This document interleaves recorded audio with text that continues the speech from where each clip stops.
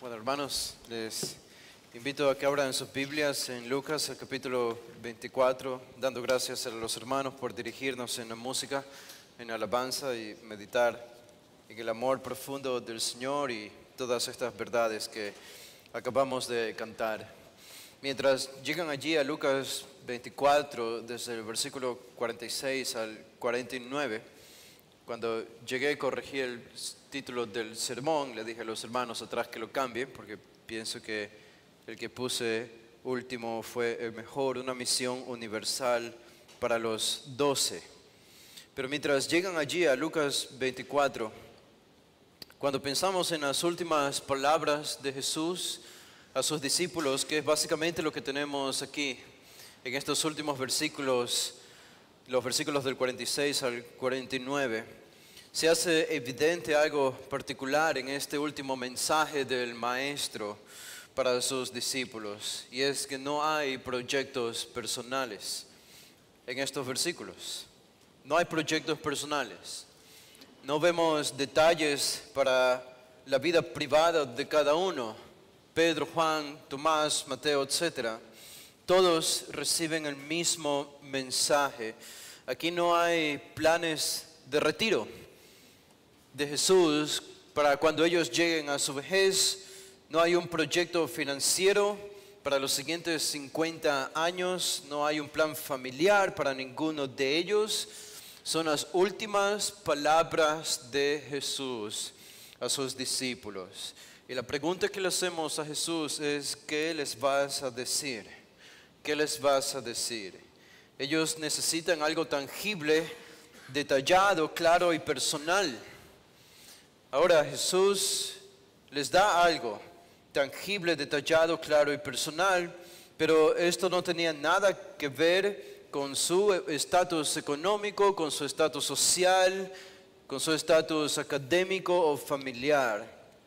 En el último discurso del Maestro no se enfoca en pequeños detalles o proyectos superfluos. No les entrega un plan opcional para su vida. No ofrece ayudarles en los proyectos personales que ellos ya tenían, si acaso tenían uno.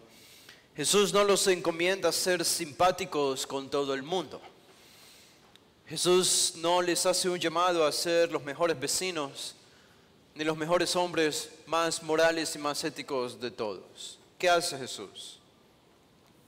Impregna sus corazones e imprime en sus mentes una sola cosa, un solo plan, un solo proyecto, una misión que lo abarcaría todo. Y cada detalle personal de sus vidas estaría sujeto y subordinado a este gran plan que Él traza para los 12 en estos últimos versículos del capítulo 24 de Lucas. ¿Cuál es? ¿Cuál es? Es el plan de salvación. El plan de salvación. Este es el énfasis de estos versículos, de las últimas palabras de Jesús. Noten lo que dice. Voy a leer desde el versículo 44. Y les dijo: estas son las palabras que os hablé estando aún con vosotros, que era necesario que se cumpliese todo lo que está escrito de mí en la ley de Moisés, en los profetas y en los salmos.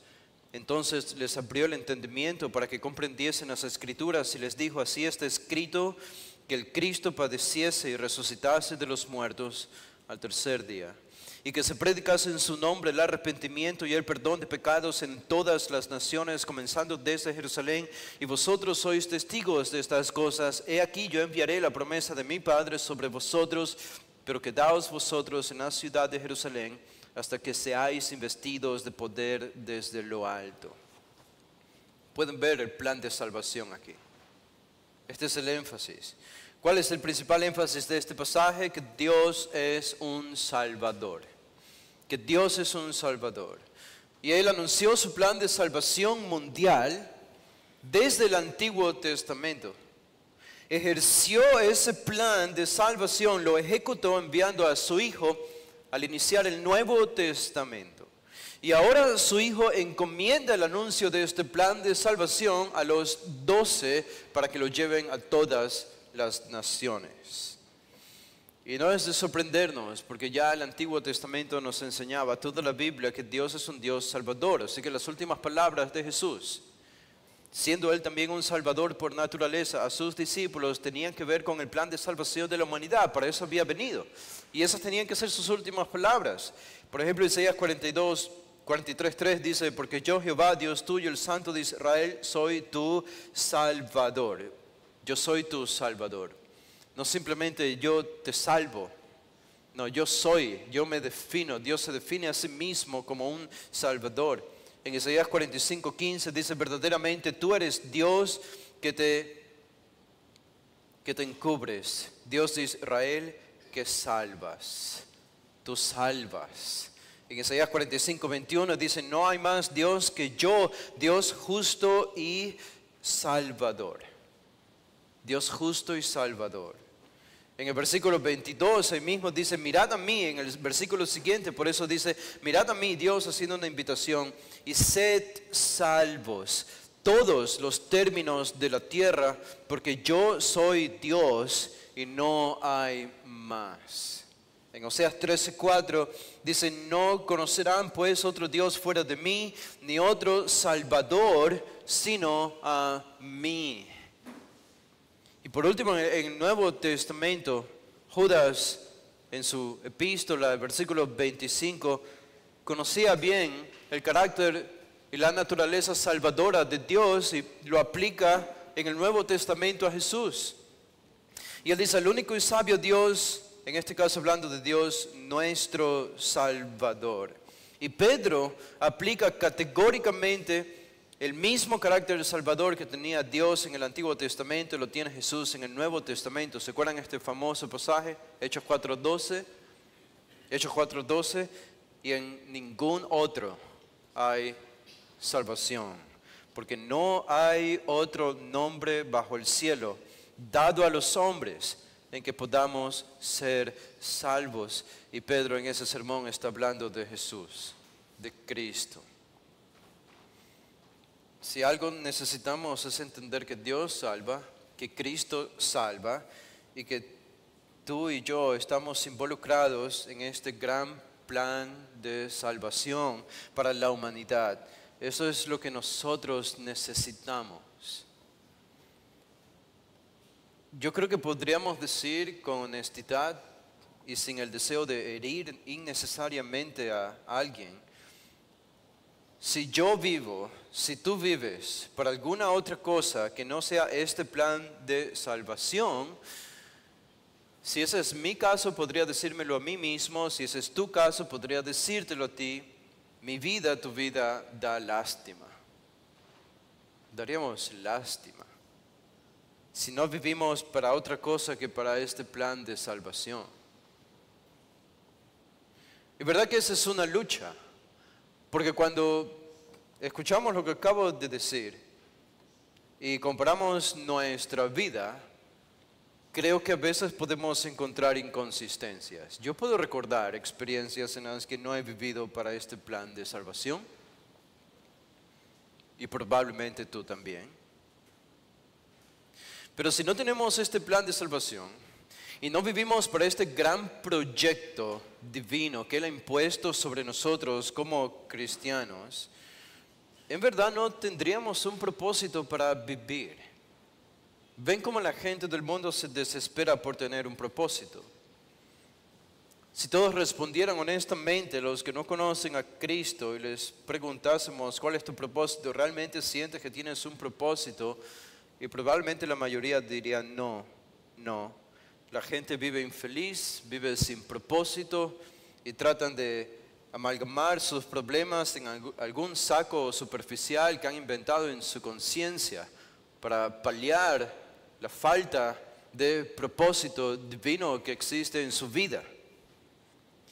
Esto es lo que realmente significa ser feliz, tener un propósito en la vida. Sin propósito somos infelices. No tenemos un diseño, no sabemos a dónde vamos ni por qué existimos. Pero se dan cuenta, en estas palabras de Jesús a sus discípulos, Él está marcando la brújula y el mapa que ellos debían seguir, no solamente como algo opcional en sus vidas, no solamente algo que debían hacer en los tiempos de esparcimiento o de sobra, Esto debía consumir sus mentes, sus corazones y sus vidas. Hace poco Jessica, mi esposa, me mostró un video de una entrevista que le hicieron a un actor, Torrance Howard. Y estaba viendo esta entrevista, tiene más de 2 horas. Pero estaba muy interesante porque él dejó temporalmente la actuación y se convirtió en un científico. Él participó en la primera película de Iron Man. Y el 75% de ustedes no sabe lo que acabo de decir, pero los otros sí. Pero un actor muy reconocido. Y él estaba diciendo que cuando vivía en la alta cúspide de Hollywood, él recibía diferentes invitaciones, particularmente de un hombre. Y él conoció a todo tipo de hombres y mujeres famosos, con mucho dinero, con mucha fama e influencia y poder.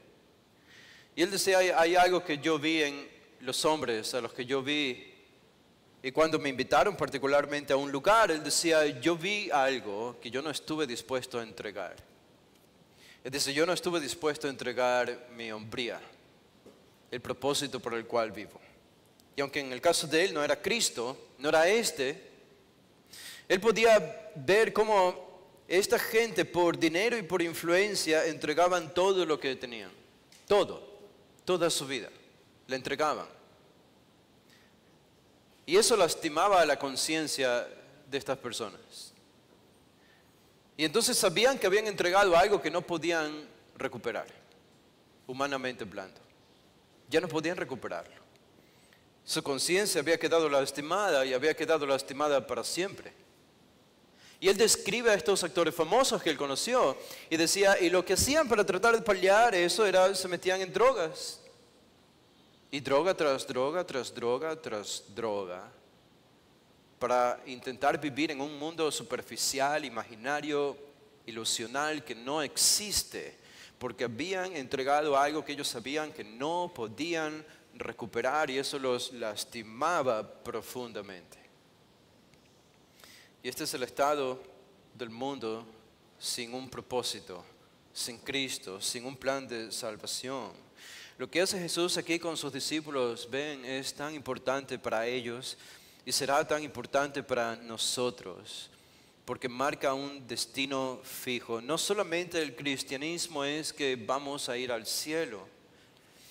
El cristianismo es que antes de que lleguemos al cielo estamos involucrados en la gran labor y la gran tarea de la gran comisión, de un propósito de comunicar el mensaje de salvación, el plan de salvación, y todos tenemos diferentes roles en esta tarea.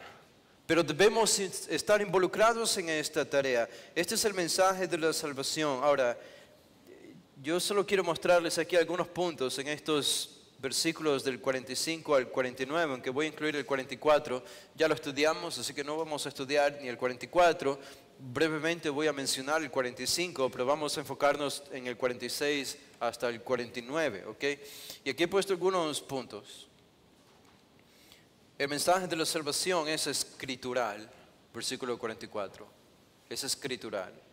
El mensaje de la salvación es revelatorio, versículo 45. El mensaje de la salvación es cristocéntrico, versículo 46. El mensaje de la salvación es esperanzador, el versículo 47. Este mensaje de salvación es universal, la segunda parte del verso 47. Este mensaje de salvación también es fidedigno, el versículo 48. Y por último, este mensaje de la salvación es empoderado, el versículo 49. Son 7 características de este mensaje de la salvación. Está basado en la Escritura, viene por revelación, está centrado en Cristo, trae esperanza, es universal, es fidedigno y viene con un empoderamiento del Espíritu Santo. Así que el primero no lo necesitamos mencionar porque ya estudiamos el versículo 44, suficiente con el laberinto en el que los metí la semana pasada. Me disculpo por eso porque sé que fue difícil de entender y no fue mi mejor tarea. Fue algo mediocre, pienso. Pero aparte de esto, si vemos el versículo 44 a la luz de que el plan de salvación está basado en la Escritura, es básicamente esto lo que dice Jesús en el versículo 44. Está basado en la Escritura. Y para ellos, la Escritura del Antiguo Testamento. Ahora eso nos lleva al versículo 45 y al versículo 46, el segundo punto, pero quiero saltarme el versículo 45, ir primero al 46 y después regresar al 45, ¿ok? Así que en segundo lugar podemos decir que el mensaje de la Escritura es cristocéntrico, está centrado en Cristo. Noten el versículo 46, y Jesús les dijo, ¿qué les dijo? Así está escrito, así está escrito. Y a continuación tienen una frase en Reina Valera, dice, y así fue necesario. Eso no es, o no se encuentra en los manuscritos más antiguos. Ahora, no contradice nada de este versículo, pero simplemente para que ustedes lo conozcan, por ejemplo, la Biblia de las Américas no tiene esta frase, y así fue necesario. Así que la vamos a ignorar. Dice el versículo 46, así está escrito, que el Cristo padeciese y resucitase de los muertos al tercer día. ¿Ok? Algo de lo que ya hemos hablado, cómo esto se encuentra en el Antiguo Testamento, la muerte y la resurrección de Jesús, aunque no hemos analizado necesariamente estos pasajes, pero el mensaje de la salvación está centrado en Cristo y en la obra que Él hizo. Eso es lo que dice el versículo 46. Y esto es lo que nosotros predicamos y lo que los apóstoles predicaron. Ahora, el evento de la crucifixión de Jesús suponía un gran problema, un gran obstáculo para la forma de pensar de los discípulos. Y saben, la única razón por la que para ti y para mí pensar en un Mesías crucificado y que esto no sea un obstáculo para nosotros, la única razón es, pienso en dos razones, porque crecimos en un mundo cristianizado, ya sea católico o evangélico. Crecimos escuchando esta idea y por eso no nos choca, incluso cuando nos convertimos. Y en segundo lugar, porque no crecimos en un contexto donde se nos enseñó detalladamente el Antiguo Testamento, como el contexto judío. Porque si hubiese sido así, nuestra perspectiva habría sido la misma de los discípulos. Cuando veíamos referencias al Mesías en el Antiguo Testamento, nuestra inclinación habría sido enfocarnos en el Mesías reinando, gobernando, poderoso y victorioso y glorioso, no un Mesías muriendo. Pero notan, ellos crecieron en un contexto escuchando, leyendo, meditando en estas verdades de un Mesías victorioso y triunfante, nunca uno muriendo, derrotado o sufriendo. Así que para ellos era una dura piedra de roer. Ellos tenían que reajustar radicalmente su comprensión del Mesías si es que iban a participar de este gran plan de salvación de la humanidad, porque no era suficiente que ellos después de Jesús salgan a comunicar cuál mensaje. Bueno, el Mesías vendrá por segunda vez y será victorioso y es poderoso y lo conocimos. Esto no es suficiente. No solo debían predicar un Mesías victorioso, esto ellos ya lo creían según el Antiguo Testamento. Lo que habían fallado en ver es que el Antiguo Testamento también anunciaba un Mesías sufriente, muriendo y resucitando. Ahora, piensen en esto. No es que ellos no creían que Jesús era el Mesías. Ellos creían que Jesús era el Mesías. Estaban convencidos de esto. Esto lo vemos desde el inicio de los evangelios. Por eso le siguieron. ¿Y se acuerdan cuando en Juan todos comienzan a abandonar a Jesús? Los que se llamaban sus discípulos comienzan a abandonarle uno por uno por las duras palabras de Jesús. Jesús confronta a los 12 y ellos responden, ¿a quién iremos? Pedro dice, tú tienes palabras de vida eterna. Esa es la prueba de que ellos creían que Jesús en verdad era el Mesías y que eran salvos y que sus pecados ya habían sido perdonados. No hay problemas para los 12 en creer que Jesús era el Mesías. Ellos ya creían eso y mucho más incluso para el final de los evangelios. Esa era su convicción. Noten cómo incluso Lucas organiza su material en este evangelio y él traza el ministerio de Jesús en Galilea del capítulo 4 al capítulo 9. Y en todos estos capítulos, ¿qué nos dice Lucas de Jesús? Milagro tras milagro, tras milagro, tras milagro, perdona pecados, sana enfermos, da vista a los ciegos, proclama palabras con autoridad divina. Era prueba tras prueba tras prueba y afirmación para los 12 especialmente de que este hombre era el Mesías, el Hijo de Dios. Este fue el ministerio de Jesús en Galilea. Y este ministerio de Jesús en Galilea, en el norte de Israel, llega a su cúspide, a su clímax, en la confesión del discípulo Pedro. Cuando Jesús les pregunta, ¿quién dice la gente que soy yo y quién dicen ustedes que soy yo? ¿Y cuál fue la respuesta de Pedro? Pedro respondió en Lucas 9:20, el Cristo de Dios. Tú eres el Cristo de Dios. Y Lucas nos dice esto incluso contrastando lo que decía el público acerca de Jesús. El público decía que Jesús era Juan el Bautista o Elías o algún profeta del Antiguo Testamento que había revivido. Así que no hay duda de que es seguro de que para el capítulo 9 de Lucas, los discípulos no son ignorantes acerca de quién es Jesús.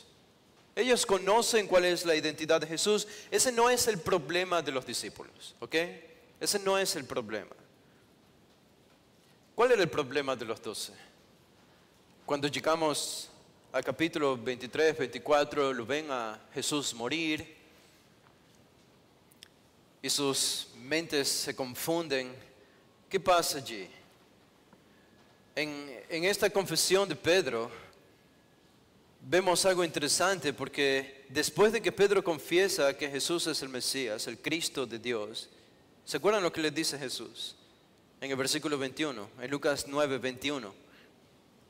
Jesús les dice, muy bien, esto es lo que ustedes necesitaban saber y esto es lo que todos necesitan saber, que yo soy el Mesías, por tanto, comuníquenlo a todos los judíos. Y los mandó de 2 en 2 a predicar esto. No, el versículo 21 dice, pero Él les mandó que a nadie dijesen esto, encargándoselo rigurosamente. Encargándoselo rigurosamente. ¿Por qué? Porque Jesús no permitió a sus discípulos comunicar esto a los demás judíos. Era una confesión correcta, apropiada y precisa. ¿Saben cuál era el problema? Sí, era una confesión correcta. Jesús es el Cristo, el Mesías de Dios. El problema es que no era suficiente. No era suficiente porque Jesús a continuación comienza a hablar de su muerte. Y si ellos comunicaban este mensaje, habría sido un mensaje incompleto. Ellos han visto a Jesús en acciones milagrosas, pero Jesús aún no les había hablado de su muerte y de su sufrimiento. ¿Y cuándo lo hace? En las 2 ocasiones que lo hace en el Evangelio de Lucas, antes de llegar al capítulo 24, Lucas nos dice que ellos no entendían. Ellos no entendían que Jesús tenía que morir, sufrir y resucitar. El punto es, antes de la muerte de Jesús, los discípulos creían que Él era el Mesías. Y nunca dudaron de esto. Pero hasta que Jesús murió y hasta que Jesús resucitó, los discípulos todavía tenían problemas en creer que el Mesías debía morir, sufrir y resucitar. Seguían teniendo problemas con esto. Pero Jesús les dice, esto es central. Esto es central porque no puede haber un plan de salvación sin la muerte y la resurrección del Mesías. El plan de salvación es cristocéntrico, pero no solo es centrado en un Cristo victorioso, sino un Cristo que sufre, que muere y resucita. Y tú y yo sabemos por qué. Porque somos pecadores. Y no hay forma de explicar cómo Dios puede salvarnos a nosotros, sino por medio de la expiación que Cristo hizo por nosotros en la cruz, recibiendo la ira del Padre, como escuchábamos hoy en la mañana. Hay algo que quiero hacerles notar aquí, si regresan a Lucas 24, en el versículo 46, hay 3 verbos allí, considerando el 47 también, 3 verbos que deben ir unidos. Noten lo que dice, así está escrito, que el Cristo padeciese, 1, resucitase de los muertos, 2, y 47, y que se predicase en su nombre el arrepentimiento y el perdón de pecados, 3. Padecer, resucitar y predicar. ¿Ok? 3 cosas allí, estos 3 verbos van unidos y están gobernados, ¿por qué? Por esa pequeña frase que dice, así está escrito. en el Antiguo Testamento. ¿Qué significa esto? Esto significa, lo que Jesús está diciendo aquí, es que para el Mesías padecer, resucitar y predicarse esta obra de Él era algo que ya había sido predicho en las Escrituras del Antiguo Testamento. Noten, no solo su padecimiento, muerte, no solo su resurrección, sino también la predicación, la proclamación de esta obra. Él dice explícitamente aquí que estaba ya prefigurado en el Antiguo Testamento.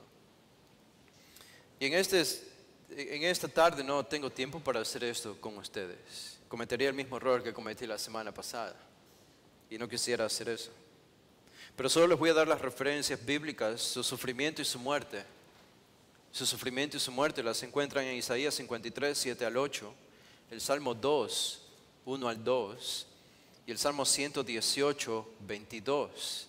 Su resurrección la encuentran en el Salmo 16, 8 al 11, en el Salmo 110, 1, en el Salmo 2, 7 y en Isaías 55, 3. Ahora Jesús dice aquí que no solo dice que estaba escrito que Cristo padeciese, dice que resucitase de los muertos, pero dice también al tercer día. Al tercer día. Y saben, el apóstol Pablo dice exactamente lo mismo. En 1 Corintios 15, 4, Pablo nos dice que Jesús haya resucitado al tercer día era algo que estaba en el Antiguo Testamento. Él dice en 1 Corintios 15, 4, dice, y que fue sepultado y que resucitó al tercer día, dice, conforme a las Escrituras. Oseas 6:2 es un pasaje que se ha usado para decir que este es una de las profecías que afirmaba que Jesús resucitaría al tercer día. Oseas 6:2. Y no voy a involucrarme en la tarea de explicarles esto, pero podría ser una tarea interesante para ustedes. Tratar de entender un pasaje como ese y cómo anuncia la resurrección del Mesías al tercer día. Y el hecho de que se predicase esta obra a las naciones, Isaías 42:6, Isaías 49:6 y Amós 9:11 al 12. ¿Ok? Ahí están todas estas referencias. Ahora, ¿por qué es importante su muerte y su resurrección y predicar esto? Obviamente es importante, porque no hay salvación sino muerte y la resurrección de Cristo. Ahora, los discípulos, noten, los discípulos aún estaban ciegos hasta antes del versículo 45. Aún están ciegos. Aún les cuesta creer que Jesús ha resucitado. Les cuesta abrir los ojos a la realidad de un Mesías que muere y que resucita. Y no es que les falte información. No es que les falte información. Tienen la información necesaria. Ya han demostrado que son capaces de entender esto, o que no son capaces, perdón, de entender esto por sí mismos, porque ha habido amplias pruebas aquí. Es muy interesante reconocer que ellos son confrontados. Lo que tenemos en todo este capítulo 24 no son tanto pruebas para que ellos crean que Jesús resucitó. No es tanto eso. Son más confrontaciones con las que ellos se encontraron y que no podían explicar. La tumba vacía, el testimonio de las mujeres, el testimonio de Pedro que se encontró con Jesús resucitado, el testimonio de los 2 discípulos camino a Emaús. Son confrontaciones. Y ellos tratan de entender esto, pero muestran y dan evidencia de que no pueden entenderlo por sí mismos, incluso con la evidencia de Jesús apareciéndoles resucitado, siendo visto por ellos y tocado por ellos. Lucas nos dice que todavía no creían, aunque haya sido de gozo, de maravilla. El texto es claro, todavía no creían. Así que todo esto fue al final insuficiente para llevarles a la convicción de que el Mesías tenía que morir, padecer y resucitar, incluso viéndolo a Jesús. Por tanto, ellos no necesitaban pruebas. No necesitaban pruebas. No necesitaban más información porque ya la tenían. ¿Qué es lo que necesitaban? Necesitaban una revelación. una revelación. Y eso nos lleva al versículo 45. Por eso quería enfocarme primero en el 46. Ellos necesitaban revelación. Por eso el 45 dice, entonces les abrió el entendimiento para que comprendiesen las Escrituras. Y entonces entendieron. A la luz de la Biblia, pero con esa revelación interna, esa iluminación sobrenatural que el Espíritu Santo da solo a los creyentes, entendieron que el Antiguo Testamento en verdad enseñaba que el Mesías debía morir y debía resucitar. Así que cuando pensamos en el plan de salvación, está basado en la Escritura, como vimos. El centro de este mensaje es Cristo y su obra. Esto es lo que predicamos. Pero es un mensaje revelatorio. Es un mensaje que no podemos fabricarlo. Nada de lo que ocurre, como decía en el capítulo 24, es suficiente para convencerles. Solo la revelación interna. Solo la revelación interna. ¿Qué es lo que ellos necesitaban? ¿Qué era lo más importante? Una iluminación espiritual para entender la Escritura. Así que nadie puede entender este mensaje, este plan de salvación, nadie puede entenderlo a menos que Dios abra su mente con un poder sobrenatural. Es lo que Dios dice por medio de Pablo cuando escribe a los Corintios. El Dios de este siglo cegó el entendimiento de los incrédulos para que no les resplandezca la luz del Evangelio de Cristo. Solo el Espíritu Santo puede abrir esto, así que tanto nosotros que predicamos como para los que oyen, será entendible solamente si Dios abre internamente los ojos de las personas que están ciegas. Es un mensaje diferente, por eso es un mensaje de salvación, un plan de salvación revelatorio. Pero eso nos lleva al siguiente punto, en el versículo 47, este mensaje de salvación es esperanzador, trae esperanza. Nota en el 47 dice, y que se predicase en su nombre. ¿Qué significa eso? En su nombre, en la autoridad de Él, en la autoridad de Él. Por eso Pedro predicó, ¿no? En Hechos 4:12 que leímos. No hay salvación bajo el cielo en ningún otro nombre. Esto le da autoridad al mensaje. Y que se predicase en su nombre, ¿qué cosa? Dos cosas, dice aquí. El arrepentimiento y el perdón de pecados. ¿En qué consiste este mensaje? Noten, este mensaje consiste en comunicar los hechos históricos de Jesús. ¿Quién fue Jesús y qué obra realizó? Esto es el versículo 46. Tengo que contar una historia. Si vas a predicarle el Evangelio a alguien, si vas a compartir el Evangelio, tienes que contarles una historia. ¿Cuál es la historia? La historia de hace 2000 años, el viernes oscuro de la cruz. ¿Quién fue ese hombre que estaba colgado allí y que estaba muriendo? ¿Y qué ocurrió el domingo, 3 días después? ¿Y cómo resucitó? Cuento una historia, pero la historia no salva.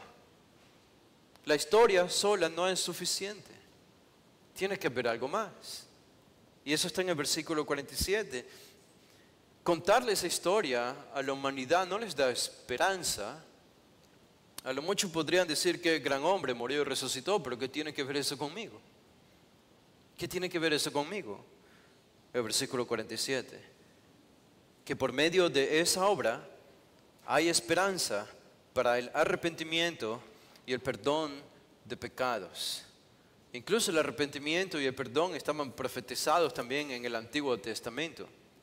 Probablemente de un versículo del que nunca pensarían que encontrarían algo como esto.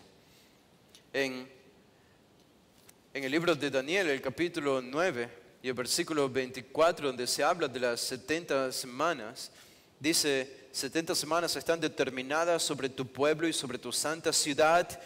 ¿Para qué? Para terminar la prevaricación y poner fin al pecado y expiar la iniquidad, para traer la justicia perdurable. Noten que se habla allí de expiar la iniquidad, poner fin al pecado, terminar la prevaricación y traer justicia perdurable. Esto todavía no se cumple completamente, pero se cumple parcialmente con la obra de Cristo en la cruz. Parcialmente. Y este era un pasaje que ya avisoraba la obra que Jesús iba a realizar para expiar el pecado. Daniel lo dice aquí en Daniel 9:24. Estaba en el Antiguo Testamento. Ahora, las dos palabras que aparecen allí siempre deben ir juntas.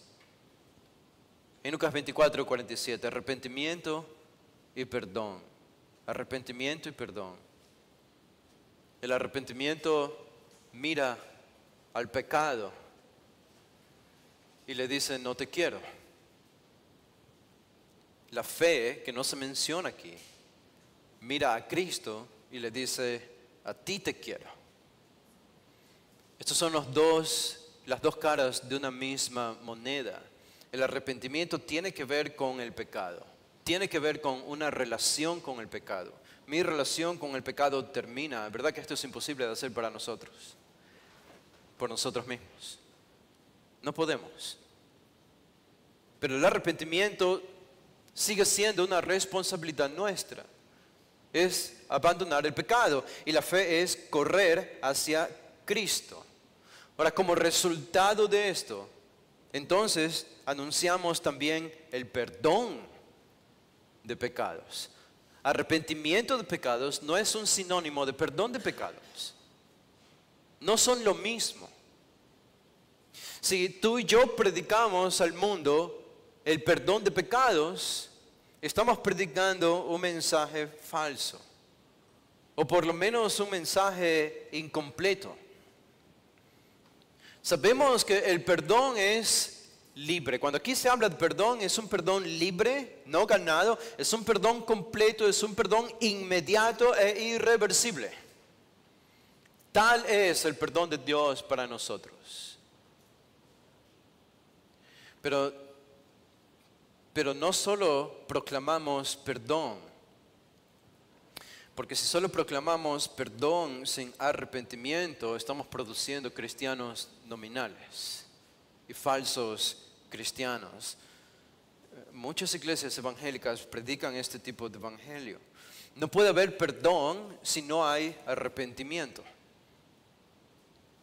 Y como escuchábamos hoy en la mañana, ¿cómo sabemos que hay arrepentimiento? Porque hay frutos. Debe haber frutos espirituales.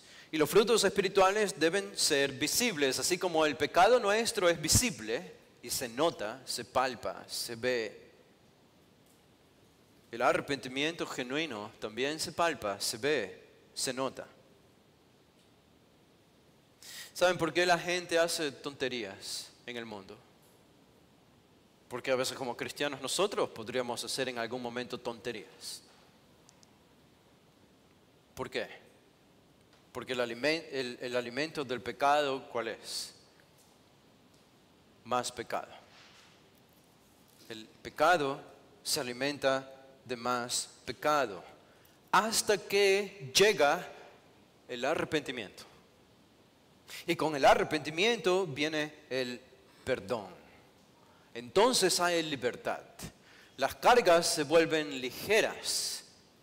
El hombre o la mujer camina libremente, puede subir la cuesta arriba con toda libertad, porque no arrastra nada. Ha sido librado de su culpa.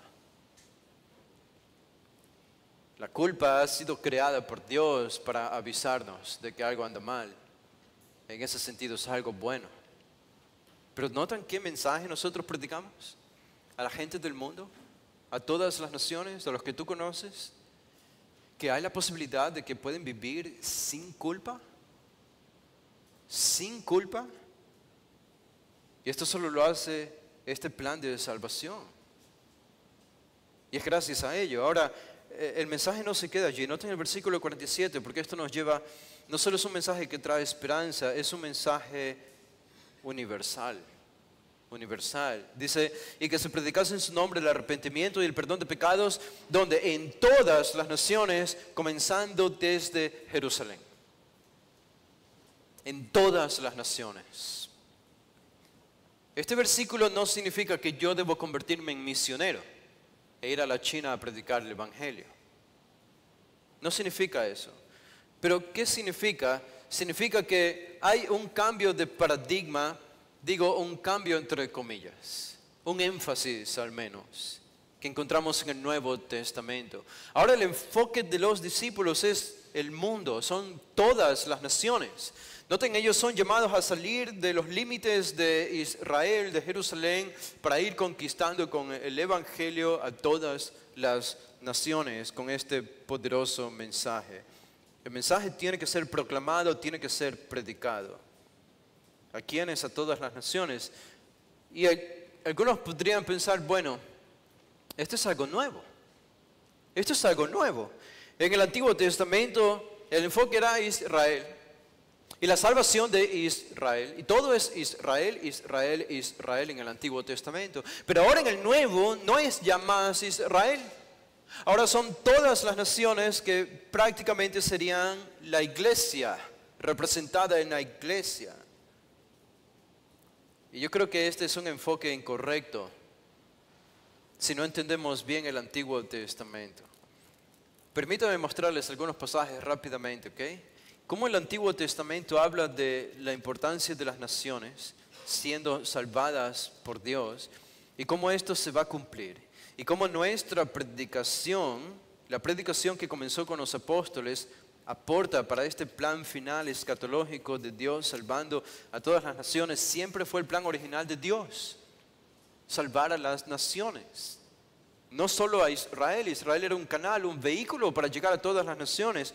En la promesa que le hace Abraham en Génesis 2, ustedes saben bien, le dice, y haré de ti una nación grande, te bendeciré, engrandeceré tu nombre, serás bendición. En el 3, bendeciré a los que te bendijeren y a los que te maldijeren, maldeciré, y serán benditas en ti todas las familias de la tierra. Dios le dice a Abraham, tu descendencia traerá bendición a todo el mundo, a todas las naciones. Así que no encuentro aquí un énfasis que termina solo en Israel, ya desde el Antiguo Testamento. Noten lo que dice Isaías, el profeta Isaías, en el capítulo 19. Este profeta dice que abarca todas las naciones la obra de salvación de Dios. Este es un pasaje muy importante. Dice Isaías 19, 23. Dice, en aquel tiempo, 19:23, en aquel tiempo habrá una calzada de Egipto a Asiria. Egipto que está al sur de Israel, Asiria que estaba al norte de Israel. Habrá una calzada, un camino de Egipto a Asiria, y asirios entrarán en Egipto y egipcios en Asiria, y los egipcios servirán con los asirios a Jehová. Egipto y Asiria sirviendo a Dios, adorando a Dios.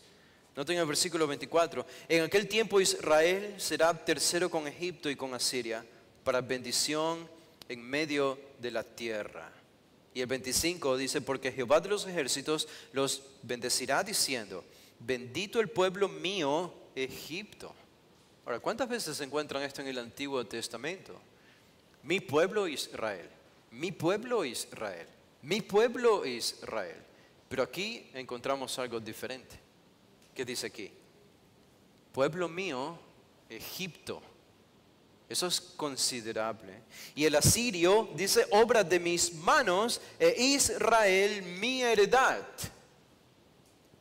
¿Qué significa esto? Que Dios por medio de Isaías está profetizando que vendrá el tiempo cuando Él no solo va a salvar a Israel, sino también a Egipto y a Asiria serán naciones de Jehová y adorarán a Jehová. Esto lo encontramos ya muy antiguo, tiempos antiguos en el Antiguo Testamento. Y eso no significa que Egipto se convertiría en Israel o Asiria se convertiría en el nuevo Israel. La referencia aquí no es a la iglesia. Egipto seguirá siendo Egipto por siempre. Y Asiria seguirá siendo Asiria por siempre. No perderán su identidad nacional. Pero vendrá el tiempo cuando pertenezcan a Dios por medio de la obra de redención que Él va a obrar en el final de los tiempos en ellos. No tengo un pasaje más en Zacarías. En Zacarías, Dios siempre tuvo en su corazón la salvación de las naciones. No solo de Israel, sino de todas las naciones. En el profeta Zacarías dice el capítulo 14, el versículo 9, dice 14:9, y Jehová será rey sobre toda la tierra. En aquel día Jehová será uno y uno su nombre. Sobre toda la tierra. No solo sobre Israel. El versículo 17 más abajo dice, Y acontecerá que los de las familias de la tierra que no subieren a Jerusalén para adorar al rey, Jehová de los ejércitos, no vendrá sobre ellos lluvia. Dice el 18, si la familia de Egipto no subiere y no viniere, sobre ellos no habrá lluvia. Vendrá la plaga con que Jehová herirá a las naciones que no subieren a celebrar la fiesta de los tabernáculos. Y el 19 dice, esta será la pena del pecado de Egipto y del pecado de todas las naciones que no subieren para celebrar la fiesta de los tabernáculos. Ustedes preguntan, bueno, ¿cuándo se va a cumplir esto? Durante el reino milenario. Durante el reino milenario. Las naciones vendrán a adorar a Dios en Jerusalén. Y Él será rey sobre toda la tierra, Cristo reinando allí. Así que ustedes notan cómo el corazón de Dios siempre estuvo inclinado a la salvación de las naciones. Y solo quiero mostrarles un par de cosas más aquí en el libro de Apocalipsis para terminar con esta referencia a las naciones. En Apocalipsis, el capítulo 2, el versículo 26, dice, Apocalipsis 2, 26, al que venciere, el mensaje a la iglesia de Tiatira, al que venciere y guardare mis obras hasta el fin, yo le daré autoridad sobre las naciones. Esto es obviamente algo futuro para nosotros. Habrá naciones en el nuevo cielo y nueva tierra, habrá naciones en el reino milenario antes del nuevo cielo y la nueva tierra. Y si van a Apocalipsis el capítulo 7, el versículo 9, dice 7:9, dice, después de esto miré y aquí una gran multitud, la cual nadie podía contar. Dice, de todas naciones y tribus y pueblos y lenguas que estaban delante del trono y en la presencia del Cordero, vestidos de ropas blancas y con palmas en las manos. ¿Dónde está esta multitud? ¿En el cielo o en la tierra? ¿Dónde se encuentra esta multitud aquí? Ellos están en la presencia de Dios. Están en el cielo. Están en el cielo. Y ustedes pueden darse cuenta de que a pesar de que están en el cielo y son salvos, son creyentes que han ido al cielo por medio de la muerte, aún así se los sigue distinguiendo étnicamente. Porque aparece la palabra naciones. Ellos vienen de todas naciones, tribus, pueblos y lenguas. Seguirá habiendo esta distinción en el cielo. Y por último, si van a Apocalipsis, el capítulo 21, el versículo 23, dice 21-23, esto ya es en el cielo, cielo nuevo y tierra nueva. Dice, la ciudad no tiene necesidad de sol ni de luna que brillen en ella, hablando de la ciudad celestial Jerusalén, porque la gloria de Dios le ilumina y el Cordero es su lumbrera. Así que hay una ciudad que es Jerusalén, pero noten el 24. Y las naciones, otra vez esta palabra, y los países que hubieren sido salvos andarán a la luz de ella, y los reyes de la tierra traerán su gloria y honor a ella. Así que podemos decir que en el cielo seguirá habiendo distinción de naciones. Es lo más probable, es lo que dice aquí. Si ustedes ven el versículo 26, dice, y llevarán la gloria y la honra de las naciones a ella, a la ciudad de Jerusalén. Es decir, lo más distintivo de cada país, lo mejor de cada país, que es diferente uno de otro, será llevado a la ciudad de Jerusalén celestial para adorar a Dios.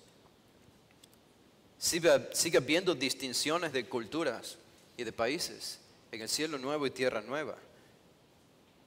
En el capítulo 22, ya para terminar, esto dice versículo 1, después me mostró un río limpio de agua de vida, resplandeciente como cristal, que salía del trono de Dios y del Cordero. En medio de la calle de la ciudad, a uno y otro lado del río, estaba el árbol de la vida, que produce 12 frutos, dando cada mes su fruto, y las hojas del árbol eran para la sanidad de ¿quiénes? De las naciones, de los países.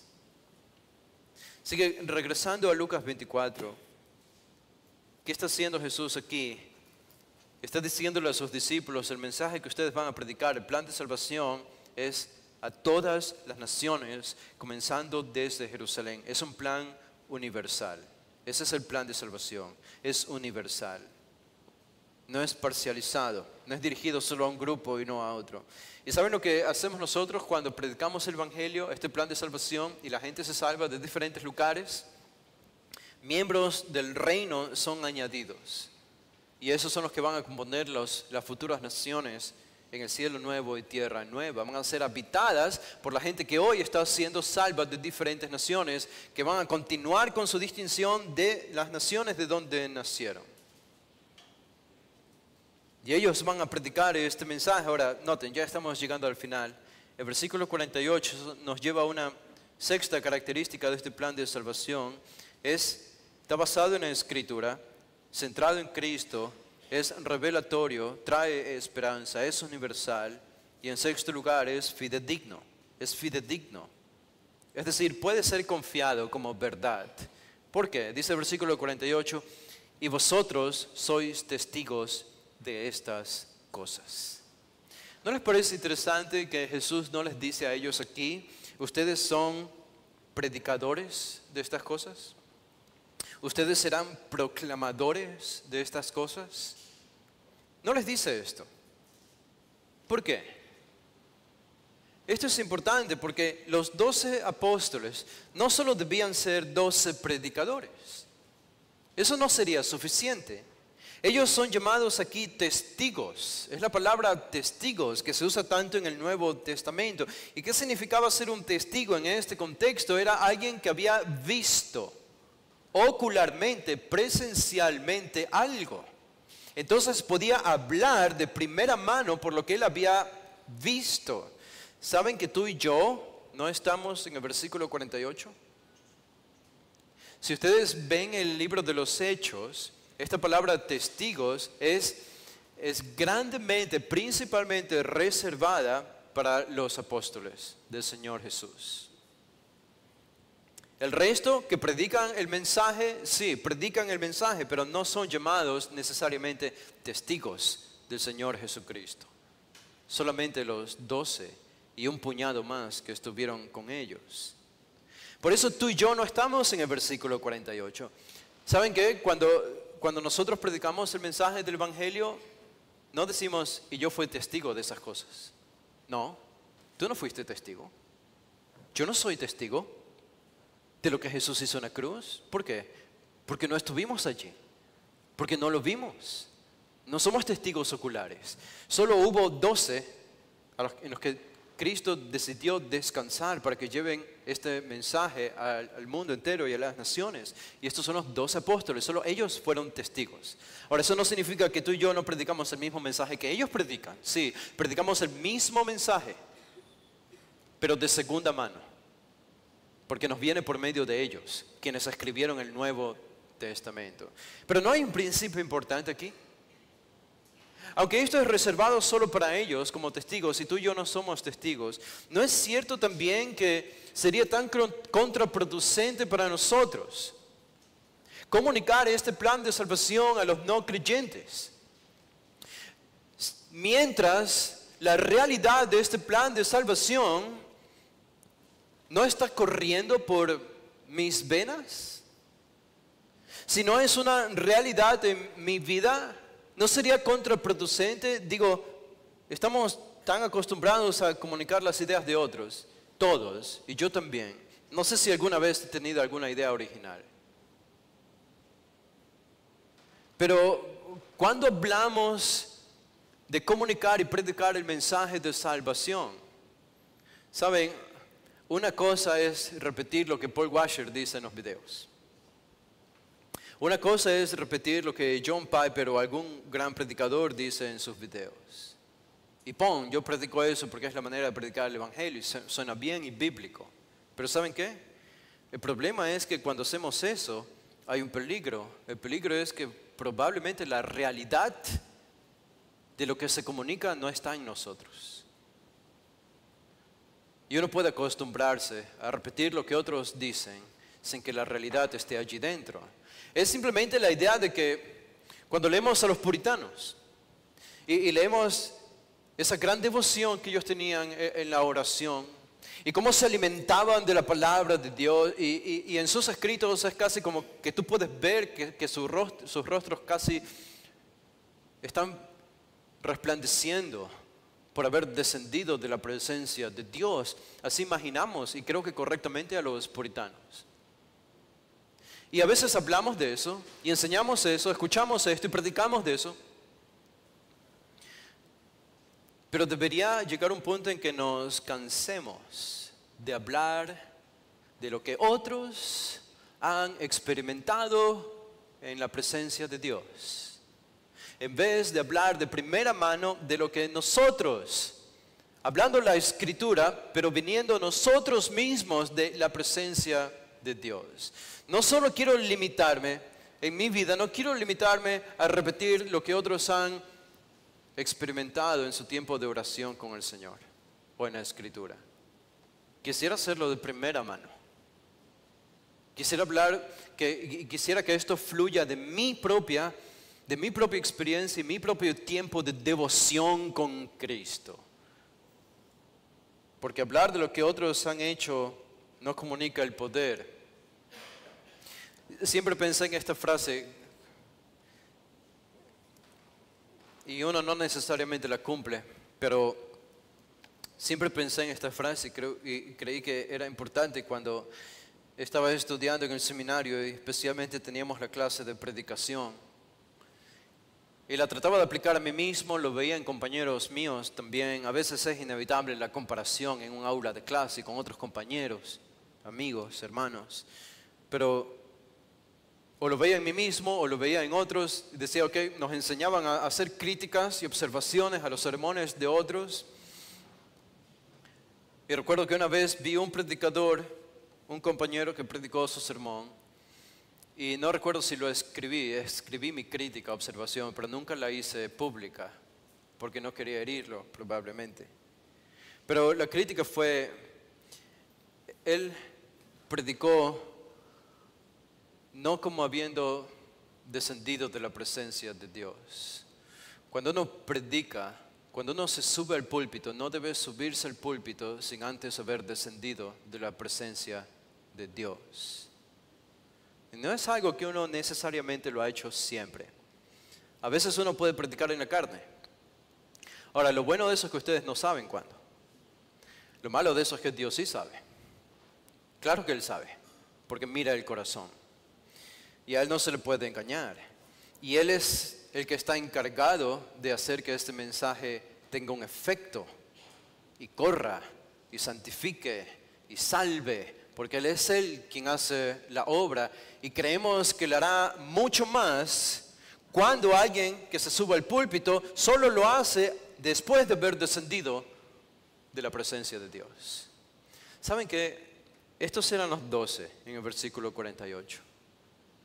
Ellos fueron testigos de todo lo que hizo Jesús y siguieron teniendo comunión con Cristo aún después de su ascensión. Y esto nos lleva a un séptimo y último punto para terminar. Este mensaje de salvación no solo está basado en la Escritura, centrado en Cristo, es revelatorio, trae esperanza, es universal, es fidedigno porque están los testigos allí que son los 12, pero en último lugar viene con poder. Viene con poder.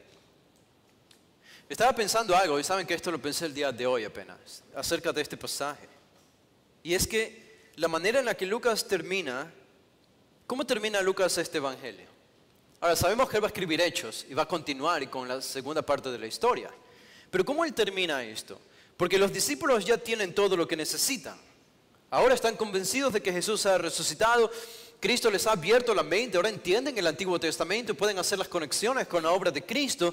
Y sin embargo, cuando Lucas termina, simplemente en el versículo 50 al 53 nos dice que Jesús los llevó afuera a Betania, ascendió al cielo, fue llevado arriba al cielo, ellos le adoraron en el versículo 52, volvieron a Jerusalén con gran gozo porque Jesús les dijo que esperen allí. ¿Y qué dice el versículo 53? ¿Y estaban proclamando el evangelio con poder? No, Lucas nos dice, y estaban siempre en el templo alabando y bendiciendo a Dios. Amén. Ahí falta algo. Ahí falta algo. ¿Y dónde está la predicación? ¿Dónde está esa gran obra de poner el mundo patas arriba con la proclamación del evangelio de Cristo? No aparece aquí. No aparece aquí. Aparece en el libro de los Hechos, pero no aquí. ¿Por qué? Por el versículo 49.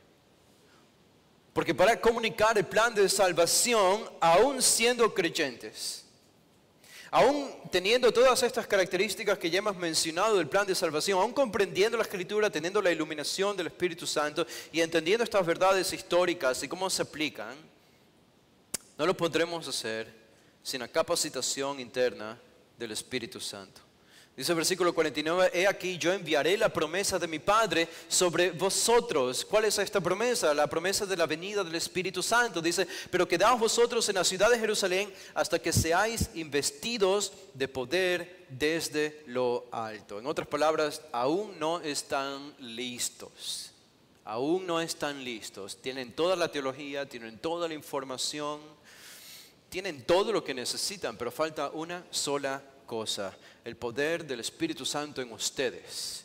Ese poder que los hace vibrar, el que los levanta, el que los empuja, el que les da el denuedo, la claridad, la convicción para comunicar este mensaje con una autoridad que no puede ser vista en ningún otro académico o filósofo o religioso en este mundo.